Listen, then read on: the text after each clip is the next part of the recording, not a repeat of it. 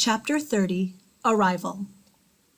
Before the sun came up, the animals settled into the round barn.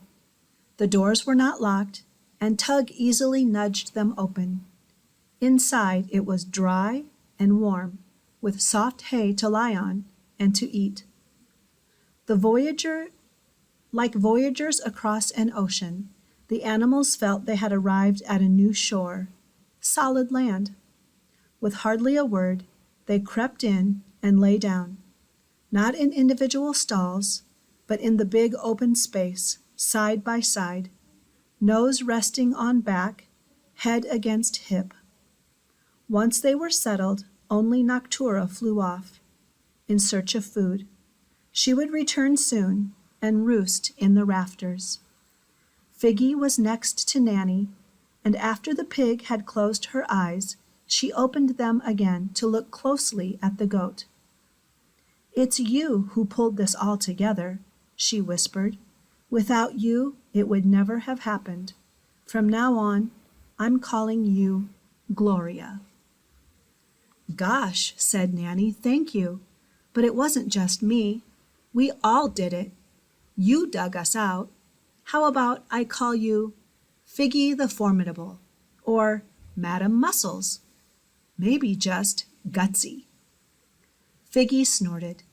"Figgy will do. Good night, Gloria." "Good night, Figgy." Nearby, Burdock settled down next to Pull, and the weary horse cocked his head to one side and asked quietly, "You thought about leaving on your own, didn't you?" How had he known? Well, yes, I did," answered Burdock honestly.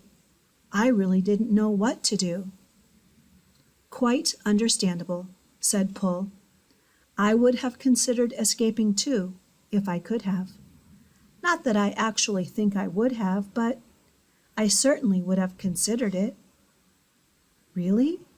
asked Burdock, looking up to meet the great horse's warm brown eyes, with his one blue one. "So you don't think that makes me terrible for thinking about it?" "Of course not," said Pull. "It's animal nature.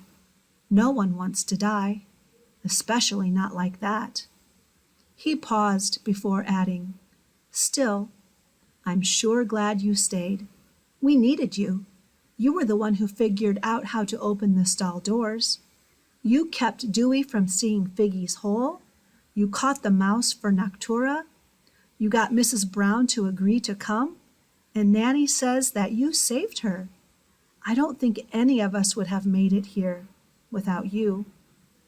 The tired gray cat didn't answer, but in the dark he moved a bit closer to Pull, gave a great sigh, and then a small rumbly purr, started up like a motor. The snow fell thickly through the dawn, covering up the animals' tracks. In the morning, despite the snow, the Bell family's hired man, Stanley, showed up for his first day of work. He wasn't going to let the snow thwart him. He couldn't wait to get started on the Bells' projects. The stone walls they wanted built, the chicken house, fixing the fences so they could have a few cows. Dr. Bell even wanted bat boxes. He said he'd read that bats keep down mosquitoes. It was exactly the kind of job Stanley was hoping to find, and he felt fortunate. The Bell family was new to town and eager, and he liked them all. They might not know what they're doing, but they'd figure it out. Stanley walked into the barn with his coffee, stamped the snow off his boots, and stopped. 7 sleeping animals were nestled in the hay, and now, out of the dim early light, a one-eyed, brambly, gray cat appeared, stretched his body long, and looked intently at him. Were the Bells surprising him? Stanley laughed. "Those Bells sure are funny. Keepers, I think." He reached down and ran a kind hand over the cat. "You want some cream?" he asked. "Me too." He lifted his coffee cup, And if I know anything about anything, that cow needs milking." He nodded at Mrs. Brown. "This is good," he said to the barn. "A new beginning. Let's find a pail."